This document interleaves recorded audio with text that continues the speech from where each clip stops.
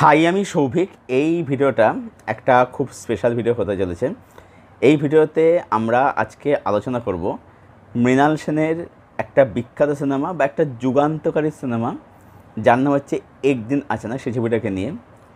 কিন্তু ভিডিওটা স্পেশাল কেন? কারণ হচ্ছে যে গতকাল সন্ধেবেলা Rammohan library and free reading room এবং সিনে সেন্ট্রাল ক্যালকাটার পক্ষ থেকে মৃণাল সেনের 101তম জন্মবার্ষিকী উপলক্ষে সেখানে একদিন আচানক সিনেমাটার একটা স্পেশাল স্ক্রিনিং বা একটা প্রদর্শনীর আয়োজন করা হয়েছিল।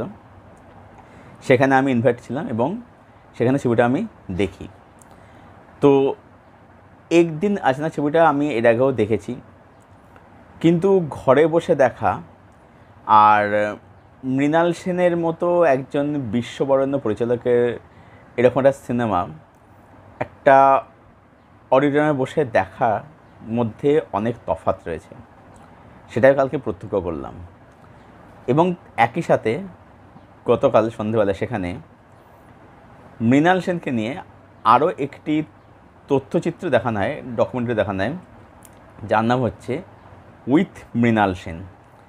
যেখানে দেখানো হয়েছিল যে এই যে একদিন আচানক সিনেমাটা, এই সিনেমাটার শুটিংয়ের নেপথ্যে অ্যাকচুয়ালি কী গল্প ছিল, মৃণাল সেনের কী থট প্রসেস ছিল, ওনার কী চিন্তা ভাবনা ছিল, সেটা দেখানো হয়েছিল। তো আমি জানি ডকুমেন্টারিটা কোথাও অ্যাভেলেবেল আছে কি না, তোমরা এটা সার্চ করে দেখতে দেখতে পারো আর কি। মানে আমি তো ওখানে দেখেছি আর কি। তো মানে এই কারণে দুটো কাস্ট একসাথে দেখানো ছিল আর কি। কারণ মানে ওই ডকুমেন্টারিটা ওটা হচ্ছে মানে একদিন আচানক ছবিটা কীভাবে তৈরি হয়েছে সেটা একটা নেপথ্যে একটা গল্প ছিল আর কি। যাই হোক, তো কালকে অভিজ্ঞতা আমার ভীষণই ভালো হয়েছিল। অনেক কালকে বিশিষ্ট মানুষের সঙ্গে পরিচয় ছিল কালকে। যেমন একজনের সঙ্গে পরিচয়, আমার পাশেই ভদ্রলোক বসেছিলেন, উনি পদাতিক সিনেমাতে অভিনয় করেছিলেন। গত যখন আমি বাসে করে যাচ্ছিলাম যখন আর কি, আমার পাশে ভদ্রলোক বসেছিলেন যিনি একসময় মৃণাল সেনের সিনেমাটোগ্রাফার ছিলেন। তো এরকম কালকে অনেক সে পরিচয় আমার হয়েছিল। যাই হোক, পরে সেটা তার সে আলাপ পরিচয় ভালো করে করা হয়নি, মানে এমনি টুকটাক কথাবার্তা হয়েছিল কালকে। এনিওয়ে, অভিজ্ঞতা কালকে খুবই ভালো অভিজ্ঞতা ছিল, একদম মনের কোনো অভিজ্ঞতা ছিল। খুব সুন্দর সন্ধ্যাটা কালকে কাটিয়েছি। যাই হোক, এবার আসে সিনেমার কথাতে।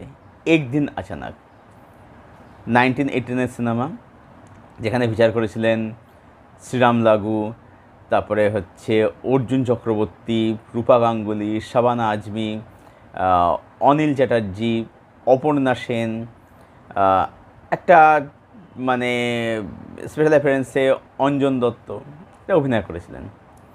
তো গল্পটা হচ্ছে এরকম যে শ্রীরাম লাগু, যিনি হচ্ছেন এই অর্জুন, রূপা গাঙ্গুলি, তারপরে হচ্ছে শাবানা আজমি, এদের হচ্ছে বাবা। এক রাতে তিনি বাড়ি থেকে বেরিয়ে যাচ্ছেন কিছু দরকার বলে, এবং তিনি আর ফিরে আসছেন না। এবার তিনি কোথায় যাচ্ছেন এই নিয়ে হচ্ছে মেনলি গল্প। এবারে এই ছবিটা তো সমস্ত ডিপার্টমেন্ট পারফেক্ট, সেটা নিয়ে কোনো বলার কিছু নেই, সিনেমাটোগ্রাফি সব বলার কিছু নেই। আমি এখানে কতগুলো পয়েন্ট এখানে শুধু বলবো যে এই ছবিটা দেখতে তার মনে হচ্ছিল, যেটা ওই ডকুমেন্টারিতে দেখানো হয়েছিল, যে এই ছবিটা হচ্ছে কোথাও গিয়ে পরিচালকের একটা নিজস্ব পারসেপশান। ছবির শেষে একটা ডায়লগ বলা হয়, যেটা ওদের মা বলে, যে এই শ্রীরাম লাগুর ক্যারেক্টারটা একটা কথা বলেন যে মানুষের জীবন একটাই। মানে এখানে এটা দেখানো হচ্ছে যে একটা মানুষ যখন বেঁচে থাকে, যখন সে আমাদের চোখের সামনে থাকে, তাকে নিয়ে আমরা অনেক কিছু বলি, যে তুমি এই, তুমি সেই, তোমার দ্বারা কিছু নেই, অনেক কিছু আমরা বলি, তুমি একটা সাধারণ মানুষের আমরা বলে থাকি। কিন্তু যখন সে মানুষটা থাকে না, তখন সে কথাগুলো মনে করে আমরা রিগ্রেট ফিল করি, আমরা অন্যায় বোধ করি আমরা।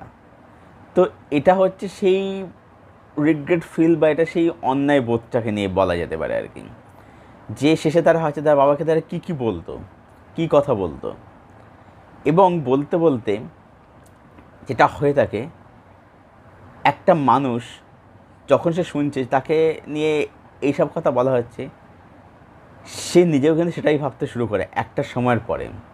এটা সাইকোলজি বলে। তো সেটা এখানে দেখানো হচ্ছে। প্লাস এখানে এই পরিবারের মধ্যে দিয়ে, মানে এটা উপর লেয়ারে দেখলে একটা কিন্তু পারিবারিক গল্পই, ঠিক আছে, যে বাবা নিখোঁজ হয়ে গেছে, পরিবারটা কীরকমভাবে মানে ভেঙে পড়েছে দেখানো হচ্ছে। কিন্তু পাশাপাশি দেখলে কিন্তু এর মধ্যে মানে সেই মানে এই পরিবারটার থ্রু দিয়ে একটা কিন্তু মানে সামাজিক মানে একটা চিত্র তুলে ধরা হচ্ছে, পাশাপাশি একটা কিন্তু রাজনৈতিক চিত্র তুলে ধরা হচ্ছে এই পরিবারটার মধ্যে দিয়ে। তো এত লেয়ার রয়েছে এই ছবিটার রাইটিংয়ের মধ্যে। এবং এখানে যদি আমি সিনেমাটোগ্রাফির কথা বলি, যেটা করেছিলেন কে মহাজন এবং পরে সঞ্জয় ভট্টাচার্য করেছিলেন। তো সিনেমাটোগ্রাফির মধ্যে দেখবে, মানে যারা সিনেমাটা দেখেছে বা সিনেমাটা মানে দেখবে বা রিভিজিট করবে, তারা দেখবে সেখানে মৃণাল সেন কিন্তু ঝড়ের শটের কিন্তু মানে প্রয়োগ করেছেন, ব্যবহার করেছেন। এবার কেন?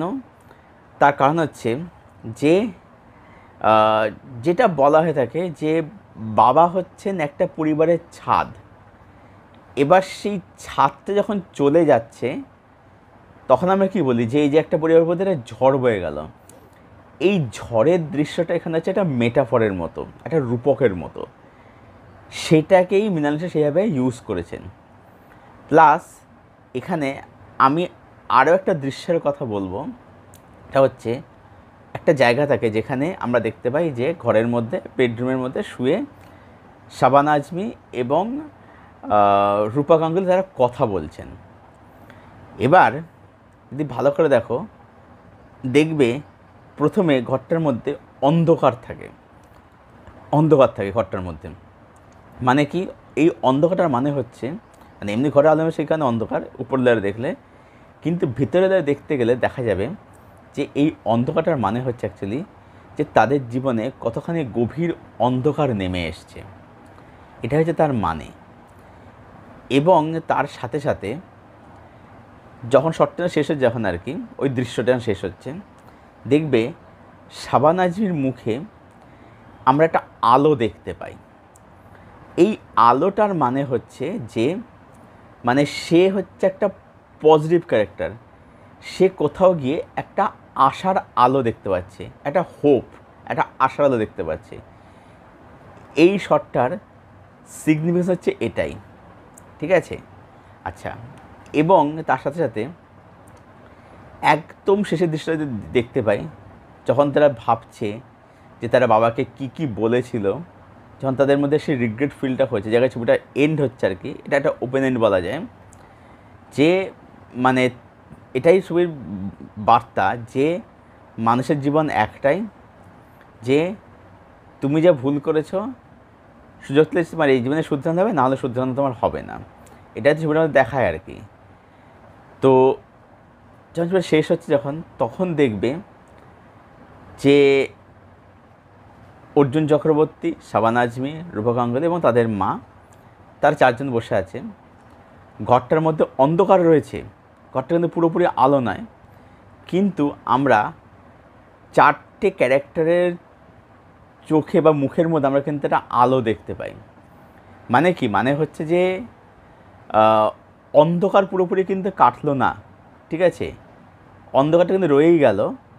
মানে যে ইন্ডিয়ানটা করা আছে, যদি আমি মেটাফরিক্যালি দেখি, অন্ধকারটা রয়েই গেল, কিন্তু আলোর সিগনিফিকেন্সটা কি, যে তাদের মধ্যে একটা কিন্তু হোপ রয়েছে, একটা আশার আলো রয়েছে। তারা হয়তো আগামী দিনে আস্তে আস্তে করে স্বাভাবিক জীবন ফিরবে। এবং যে শটটাতে বললাম যেখানে শাবানা আজমি, রূপা গাঙ্গুলি কথা বলছিল, সেখানে আমরা শুধু শাবানা আজমির মুখের মধ্যে আলোটা দেখতে, যে সেটা পজিটিভ ক্যারেক্টার, সে একটা আশার আলো, একটা হোপ সে দেখতে পাচ্ছে। কিন্তু এখানে আমরা সবার মধ্যে সেই আলোটা দেখতে, তার মানে হচ্ছে যে তারা আস্তে আস্তে করে কোথাও গিয়ে হয়তো, আমি হয়তো বলছি, মুভ অন করার চেষ্টা হয়, তারা সামনের দিকে এগিয়ে চলার চেষ্টা করছে, তারা আস্তে আস্তে স্বাভাবিক হওয়ার চেষ্টা করছে। তো এত লেয়ার ছবিটার মধ্যে, এবং ডেফিনেটলি পারফরমেন্স নিয়ে তো বলার কিছু নেই, এখানে প্রত্যেকের অভিনয় আউটস্ট্যান্ডিং। মানে একজন পরিচালক, একজন দক্ষ পরিচালক, তিনি জানেন যে কীভাবে অভিনেত্রী থেকে অভিনেতা বের করে আনতে হয়। মানে এটা যে সময় ছবি, তখন বলতে গেলে শ্রীরাম জগৎ উনি সিনিয়র অনেক অভিনেতা, উনি মানে থিয়েটার করেছেন, করেছেন, সিনেমা করেছেন প্রচুর, সবথেকে সিনিয়র উনি।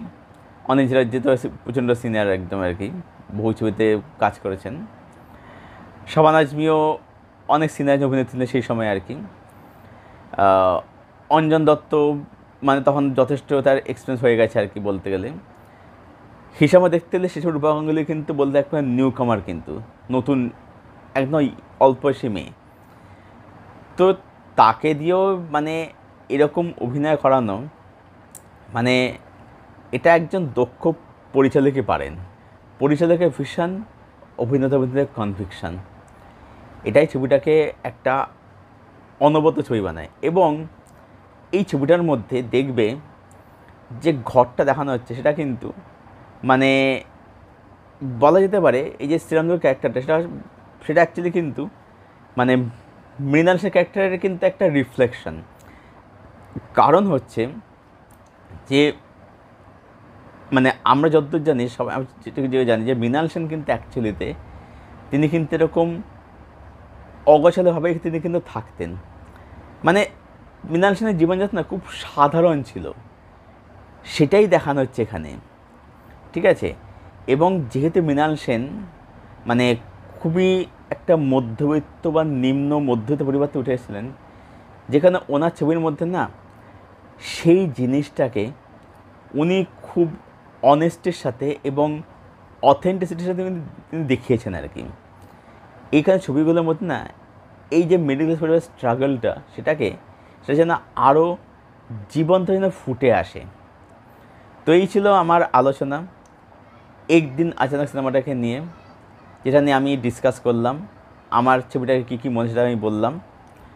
তো ছবিটা যারা দেখোনি তারা ছবিটা ডেফিনেটলি দেখো। মানে যারা একদম সিনেমা যেন আর্ট ফর্ম বলে মনে করো, তারা ছবিটা ডেফিনেটলি দেখো, মুগ্ধ হয়ে যাবে যদি না দেখে থাকো। আর ছবিটা যারা অলরেডি দেখে ফেলেছে, যারা ছবি দেখা আছে যাদের, তোমাদের কি ওপিনিয়ন কমেন্ট বক্স কোথায় রইলো, সেখানে এসে শেয়ার করো। যদি আমার এই আলোচনা একটা চেষ্টা করলাম, যদি আমার আলোচনার প্রচেষ্টা যদি ভালো লেগে থাকে, তাহলে ভিডিওটাকে লাইক করো, শেয়ার করে চ্যানেলটাকে সাবস্ক্রাইব করো, পাশের বেল বাটনটাকে প্রেস করে দিও এরকম আরও ভিডিও পাওয়ার জন্য। আর আমার সাথে জুড়তে চাইলে আমার ফেসবুক লিঙ্ক দেওয়া থাকে ডিসক্রিপশন বক্সে, তোমরা সেখান থেকে আমার সাথে অবশ্যই জুড়তে পারো, সেখানে আর ফ্রেন্ড হতে পারি। দেখা হচ্ছে তোমাদের সাথে আবার পরের কোনো ভিডিওতে। Till then, tata.